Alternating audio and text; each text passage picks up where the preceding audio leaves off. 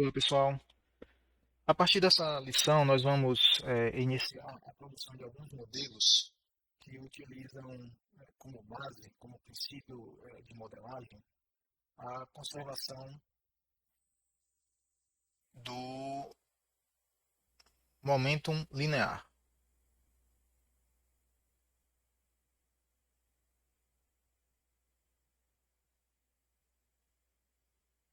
Certo? Como base de modelagem. Ou seja, como princípio físico, como fundamento, como lei física para o desenvolvimento das equações. Certo? E por que isso? Porque a utilização deste princípio vai nos permitir desenvolver equações que calculam velocidades. Né? De uma maneira mais ampla, calcula o campo de velocidades ou a distribuição de velocidades para um meio material em movimento. Tá? Um fluido pode ser um líquido ou um gás, ou até mesmo um material que seja sólido em condições normais, vamos chamar colocar entre aspas essa condição normal, mas que esse sólido, em condições de tensão, de esforços mais elevados, mais extremos, ele se deforma de uma maneira plástica e se comporta como um fluido ao se deformar assim. Ok? Então, a utilização do princípio de conservação do momento linear vai nos permitir obter essa informação. E aí ocorre o seguinte, né? A lei de conservação de momento linear já é muito conhecida nossa, já é muito conhecida de vocês, que é a segunda lei de Newton. Na verdade, todo mundo está acostumado aí, desde o ensino médio, a fazer cálculos utilizando a segunda lei de Newton.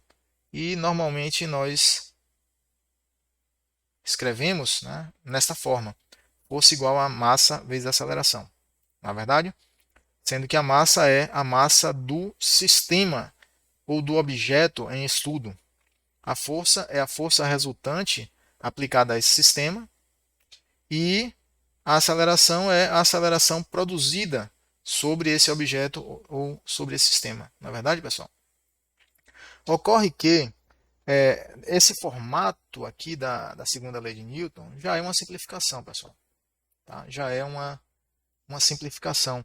A forma geral mesmo, uma forma mais geral da segunda lei de Newton, tal qual o próprio anunciou, é,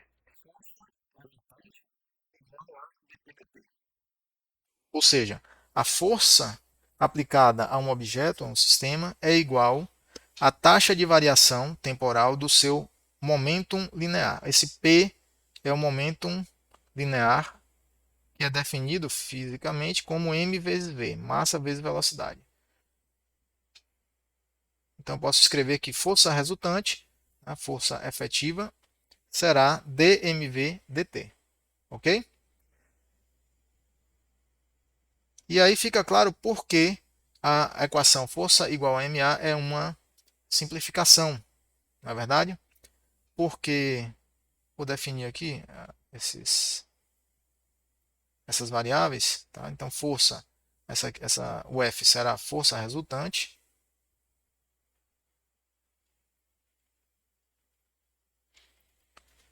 P é o momentum linear, ou quantidade de movimento, também é chamada assim.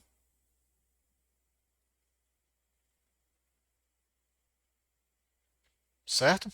E V é a velocidade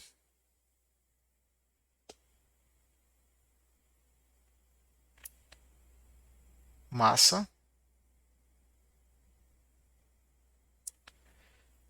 e A é a aceleração, vetor aceleração.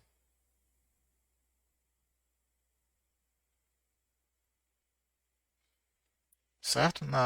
Em força igual a ma. Agora reparem o seguinte, vou chamar aqui de equação 1, tá? Para massa constante, nós podemos escrever que força igual. Se a massa é constante ao longo do tempo, ó, a massa poderá sair da derivada, e aí nós obtemos força igual a m dv dt. Olha só. E quem é dv dt? Quem é este termo aqui? Tá? Não é a própria aceleração? A variação temporal, a taxa de variação temporal da velocidade é a aceleração. E aí nós obtemos a versão simplificada da segunda lei de Newton, que é usada, pessoal, assim, amplamente na maioria, em grande parte dos sistemas, dos modelos, nós podemos usar essa versão aqui, porque é muito comum, é muito mais comum a massa do sistema ser mantida constante ou permanecer quase constante. Por exemplo, um carro em movimento. Um carro em movimento, ele sofre uma certa variação de massa devido ao consumo de combustível, porque o combustível no tanque ele vai sendo consumido, né? E então vamos dizer, temos o tanque aqui, ó, combustível aqui vai sendo consumido. Ou seja, ao se deslocar, a massa do carro não é constante, ela vai sofrer uma variação. Porém, ela é aproximadamente constante, tá? Porque a variação de peso, de massa, né, do carro vai ser pouco influenciada, vai ser muito pequena, vamos dizer assim, considerando a massa total do conjunto, né? A massa do combustível mais a massa do carro, do veículo em si, com motor, carroceria, pneus e tudo mais. A variação da massa no tanque vai influenciar muito pouco o total de massa do veículo, porque a massa do combustível é muito pequena comparada com o conjunto, né, com o restante do veículo, ok? Porém, o mesmo não acontece com foguetes, tá? Foguetes são praticamente toda a massa do foguete, assim, uma quantidade, um percentual muito elevado da massa do foguete é combustível, tá? Você vê como os foguetes Titã, Apollo, por exemplo, praticamente a cápsula, né, a, vamos dizer assim, o veículo mesmo onde os astronautas habitavam era só a pontinha, né, a extremidade aqui do foguete. Todo o resto todo o resto era estágios de combustível, né, que iriam sendo descartados ao longo da trajetória do foguete. Queimava o combustível, descartava o estágio. Queimava o primeiro estágio, queimava o combustível do segundo estágio, descartava. E assim vai. Ok? Então, nesse caso aqui, ó, o cálculo, né, do dimensionamento do foguete ele não pode ser realizado usando força igual a massa vezes aceleração, simplesmente não. Tem que usar essa versão aqui mais completa da segunda lei de Newton. Tranquilo? Pois bem, nós vamos ter uma unidade da disciplina mais à frente que vai somente abordar o movimento de fluidos. Tá? Vai abordar a fluidodinâmica com bastante detalhe. Porém, nós já vamos fazer nessa lição aqui, fazer um modelo bem simplificado, mas que descreve o escoamento de fluido, porém usando uma abstração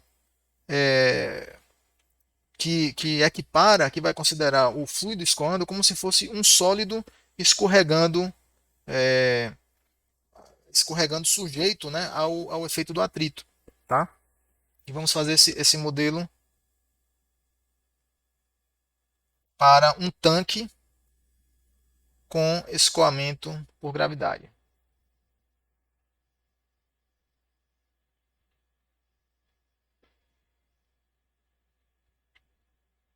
Por gravidade.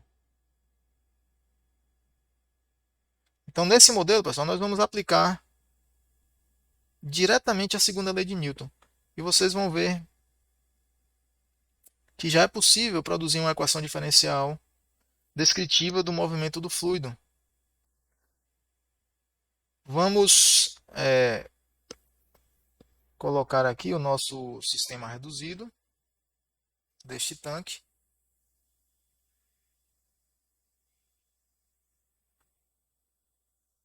E a partir daí vamos desenvolver o equacionamento.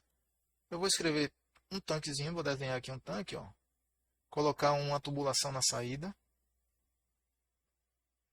certo? Este tanque terá um nível que corresponde a uma altura ou distância h. O tanque é alimentado, então nós temos uma vazão volumétrica, que eu vou dizer que é F0.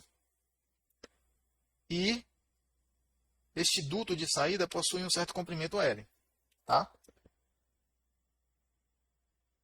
A vazão de saída será F.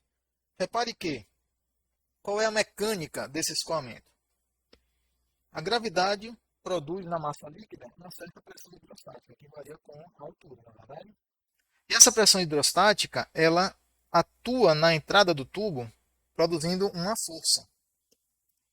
É esta força que vai empurrar o fluido no tubo, que vai produzir o escoamento. Entendem?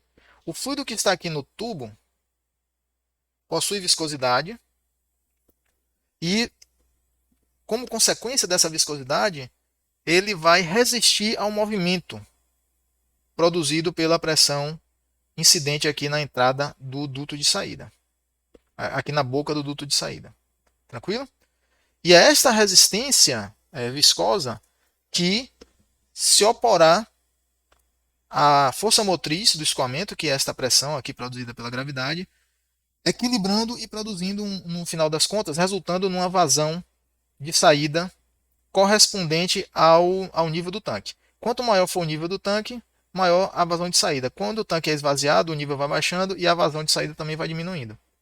Tranquilo? Esta é a ideia. Eu sei que podemos calcular facilmente através de Bernoulli, tá? Porém, se nós utilizamos Bernoulli diretamente, como Bernoulli é um balanço de energia e não de forças, nós não temos como contemplar o efeito desse tubo de saída. Por quê? Quanto mais longo for o tubo de saída, maior será a resistência ao escoamento, a perda de carga. Não é verdade? Então, se eu tiver a perda de carga, né, eu posso até utilizar um balanço de energia para determinar velocidades, a velocidade de saída, a vazão aqui na saída. Mas, nesse caso, nós vamos calcular diretamente essa perda de carga, embora o valor numérico não será fornecido pelo modelo diretamente, mas pode ser obtido através de manipulação algébrica. O modelo derivado, né, pelo balanço de força vai permitir calcular, né, de modo imediato essa vazão de saída. Ok? Então, vamos equacionar logo, porque descrevendo assim pode parecer meio complicado, mas não é, tá? Não tem complicação nenhuma aqui. Nós vamos aplicar a segunda lei de Newton, considerando que o fluido no interior desse tubo está escoando como vários cilindros, vários bloquinhos consecutivos, um atrás do outro aqui, um empurrando o outro. Ok? Uma hipótese que nós vamos assumir de partida é o escoamento empistonado. Então, assumindo escoamento empistonado,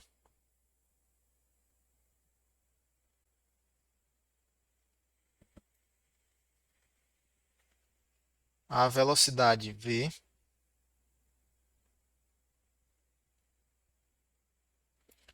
então o fluido está se deslocando com velocidade v e o perfil de velocidade no interior do duto é plano.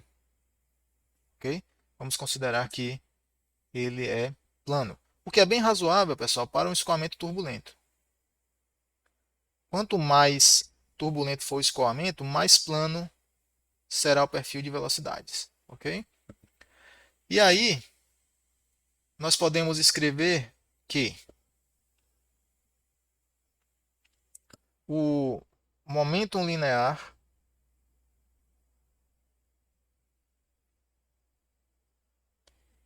para o fluido no duto será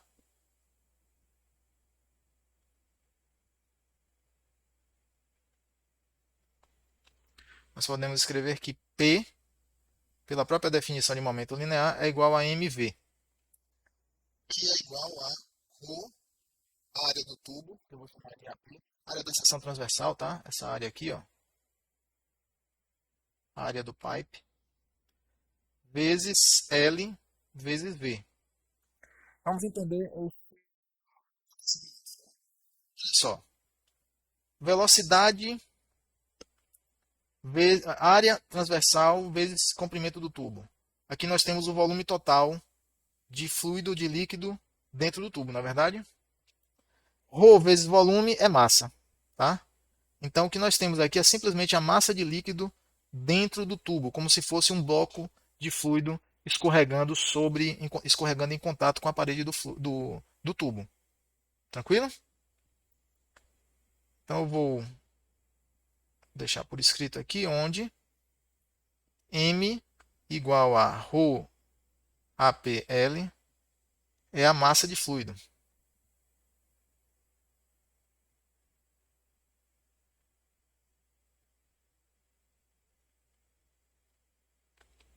No tubo de saída. Tranquilo? Como? Podemos escrever a velocidade como sendo a vazão volumétrica dividida pela área transversal. Então, nós temos que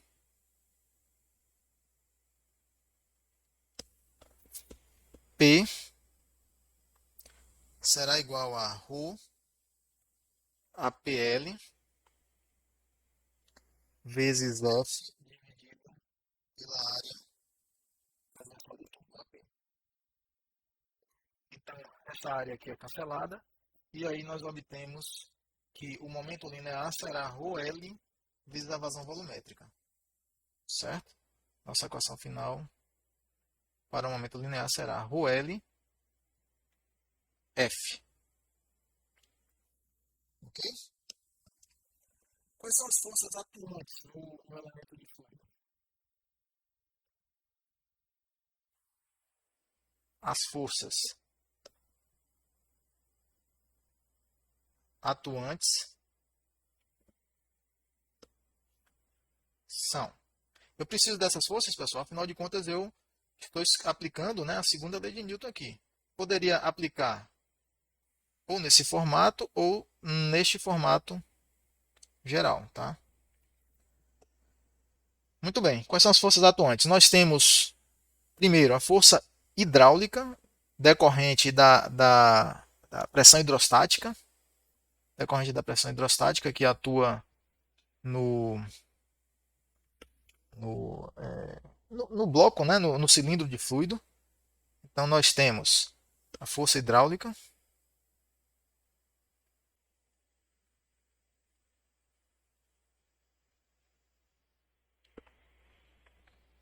que pode ser escrita como AP ρ GH.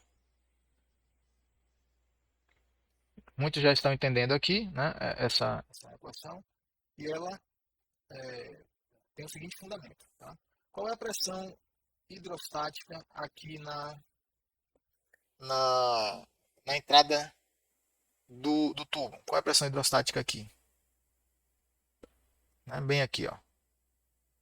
A pressão hidrostática será, se o nível é H, então a pressão hidrostática será ρGH, concorda? Não é isso? Eu poderia escrever ΔP igual a ρGH, mas a pressão hidrostática aqui, ó, será ρGH. Essa pressão, claro, pessoal, que a pressão aqui varia, então varia ao longo dessa altura no diâmetro do tubo. Então vou exagerar o diâmetro aqui, ó. Aqui é a entrada do tubo. Então, a boca do tubo, né, o bocal mesmo de entrada, ele tem uma certa variação de altura. Tá? E a pressão hidrostática vai variar, né, ao longo de cada ponto dessa altura. Porém, nós vamos usar aqui uma altura média, vamos dizer, a altura do diâmetro, correspondente ao diâmetro do tubo, e vamos efetivamente utilizar uma pressão hidrostática que é um valor médio. Tá? Um valor médio que é bastante satisfatório para este cálculo. Então, a pressão atuando aqui, ó, existe uma pressão atuando aqui. E aqui nós temos a área do tubo. A gente sabe que pressão é força sobre área, portanto, força é igual a pressão vezes área. Concorda? E aí nós podemos escrever a pressão, isso aqui é a pressão hidrostática, vezes a área, e aí nós obtemos a força que está empurrando o fluido, né, para frente. Vamos colocar aqui o sinal positivo e Nesse momento, eu já preciso demarcar um sistema coordenado. Eu vou dizer que x para a direita é positivo. Afinal de contas, estou fazendo um balanço de forças, né? Então, para a direita, como a pressão hidrostática atua gerando uma força para a direita, eu vou incluir esse maisinho aqui, que eu poderia até deixar oculto, né? Omitido. Mas ficaria subentendido que a força é para a direita. E a segunda força que atua é uma força resistiva. Uma força resistiva de atrito. Ok? E essa força resistiva pode ser escrita como Kf, uma constante, né, de fricção. Ela é proporcional ao comprimento do tubo e à velocidade e ao quadrado da velocidade. Tá? A força de atrito é proporcional. Aqui é a constante de proporcionalidade. É proporcional ao. Tá, vou escrever aqui embaixo. A força de atrito, a força resistiva, ela é proporcional ao comprimento e também proporcional ao quadrado da velocidade. E aí, como nós transformamos isso aqui numa equação? Simplesmente multiplicando por, inserindo uma constante de proporcionalidade, e aí nós chegamos nessa equação. Entendido? O sinal tem que ser negativo, afinal de contas a força é resistiva, é contrária ao eixo x que eu defini lá em cima. Tá? Sendo assim, nós podemos, nós podemos dizer que a força resistiva de atrito será menos K de fricção vezes L vezes fazão ao quadrado dividido pela área transversal ao quadrado. Simplesmente estou expressando essa força em termos de vazão e não de velocidade. Ok? Vazão volumétrica é a velocidade vezes a área transversal. Não é verdade, pessoal? Isso? Substituindo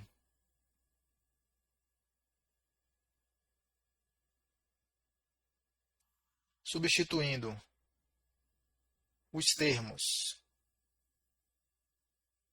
na equação, na lei do movimento, na segunda lei,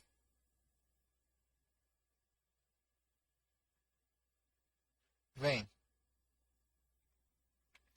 d de ρLF dt é igual a AP ρGH menos KF LF ao quadrado sobre AP ao quadrado. Resultado 6. Certo? Olha, pessoal, aqui nós já chegamos em um modelo. Tá? Nós já temos aqui um modelo. E esse modelo ele fornece o quê? Ele, em última instância, vai me permitir calcular a vazão de saída variando com tudo que está nessa equação. Né? Variando com a altura, variando com a massa específica.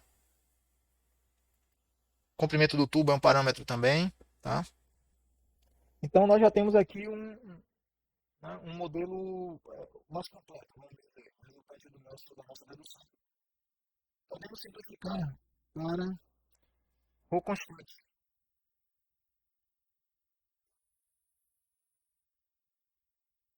que para líquidos e gases, realizando um escoamento hidrobárico, é bastante razoável essa hipótese. Né?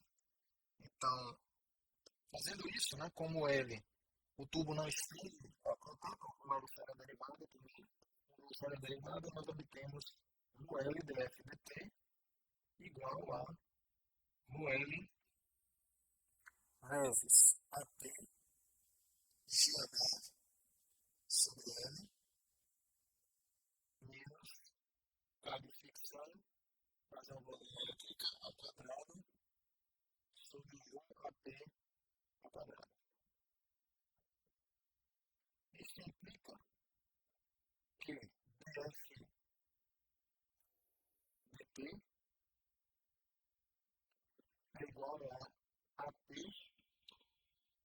GH dividido por L menos KF f ao quadrado dividido por ρ AP ao quadrado. Isso porque no L não desaparece. Então aqui nós temos uma nova noção para o modelo. Resultado 7. A solução de 7 fornece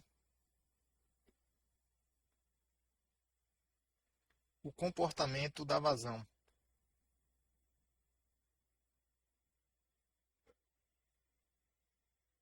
Temporal da vazão F de T. Tranquilo? Até o próximo vídeo. Um abraço.